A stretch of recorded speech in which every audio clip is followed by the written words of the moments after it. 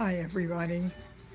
This is Thursday, I believe, and I just wanted to talk to you a little bit today about I'm going to start with one of the little miracles that I've encountered along the way. There certainly have been hardships, there have been some difficulties.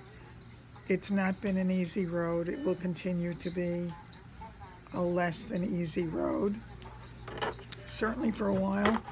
But along the way, some of the most incredible things have happened to me, and I'm sure all the prayers and all the good wishes and all the positivity sent out on my behalf has made a difference. One of them, I have had a lot of stress over my 3 Havanese dogs. I have been so worried about them. I walked out the night, 4 o'clock in the morning, 4:30, on July 13th, and I told them I'll be back, and I never went back. So they must have felt totally abandoned. At first I had my friend's roommate stay with them, which turned out to be a relative disaster because he either couldn't control them or whatever was going on. Apparently they were making in my house. They were making on my furniture. I'm afraid to go home, to be honest with you. I'm not sure what I'm going to find with that. They were not being fed properly. They were not being let out properly. And it was a tremendous problem. So that went on for maybe less than a week. And that had to change at the point at which he had to go for a biopsy. At that point, my friend, who is admittedly not a dog lover, agreed to come over and let the dogs out. Problem was, she was only going over there, I think, twice a day. Once in the morning, she'd spend an hour with them, give them their food, let them out. And they really didn't want to go out because they wanted company. At that point, they were alone in the house. My next door neighbor had offered to take care of them, to take them into her house when necessary, to let them out, to feed them. And I had her get a key, but my friend and the guy who was staying there told her not to come.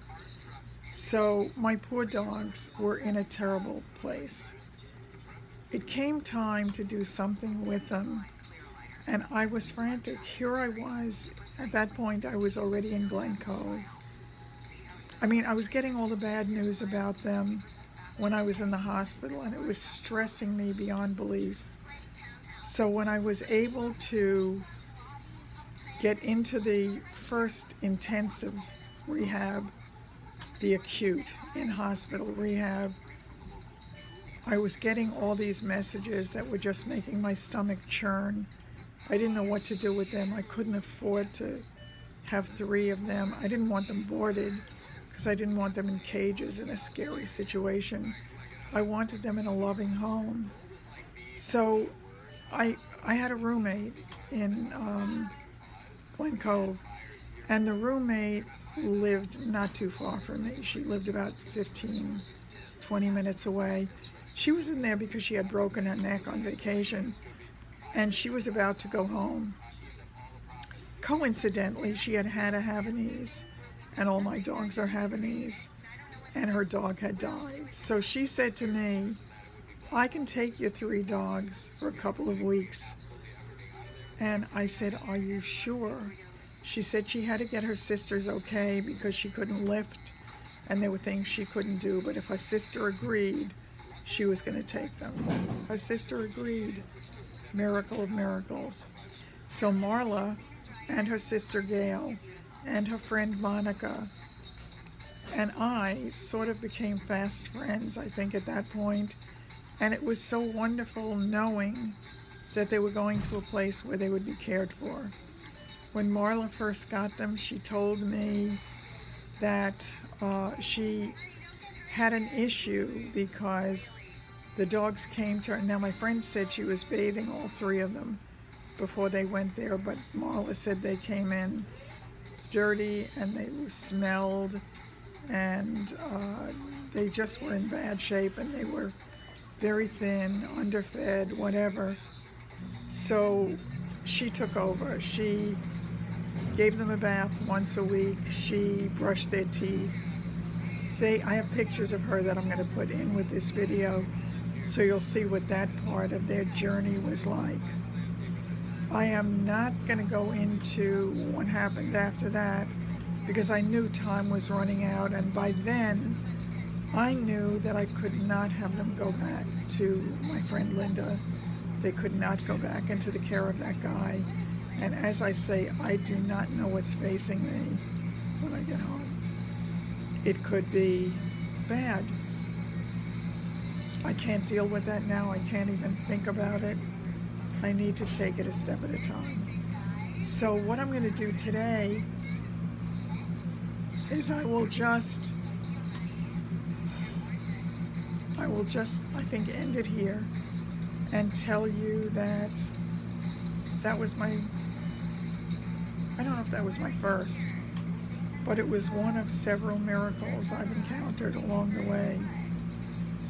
Who would guess that you are in a room, in a hospital, it was a 2-bedroom, and that you would like each other enough to really want to talk to each other after and to want to be part of each other's lives. And for her to say that she could take my dogs, taking on 3 dogs is a huge thing to begin with. But she did it, and she did it with a full heart. So I'm eternally grateful.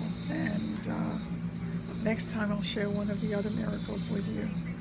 So I hope your day is going great.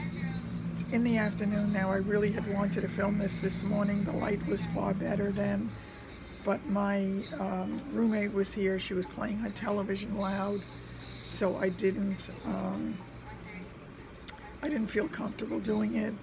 I didn't want her to have to listen to me filming this. You can hear my voice is totally shot. And again, I'm not sure what's doing it. I also wonder if it's the cefuflexin, whatever that drug is called, that I'm taking. I'm also having some stomach issues, which I never had before. And, you know, it's challenging. My goal is to get out of here. Thank God, 2 days ago, they finally took the stitches out and they took the staples out. So at least that's not as painful as it was before. I wish I could get the drain out. The drain is a significant challenge for me. That's where I'm going to end today, and I'm going to say once again, I'm happy to be back on whatever level. I wish it could be better, longer, and I hope this will upload because it's much longer than yesterday. I'm about to put this on. I have to tell you, I'm so glad I brought this with me. This is a Latte Love from Bath & Body Works. It is made with pure honey. It's marshmallow pumpkin latte body cream. It smells delicious, and I absolutely love using it on my hands. It makes me feel so good. And when I didn't have I still don't have perfume. I have that tiny little thing that they give you when they give you the samples. So this is it, and it smells absolutely wonderful. By the way, in the middle of summer, probably hot as blazes out, I don't know, I'm wearing a heavy sweater because in the gym it gets very, very cold. So that's what I'm doing, and I am going to put a little bit more of this on, and that's it. I will see you soon. Love you all. Thanks for hanging in with me. Take care. Till next time.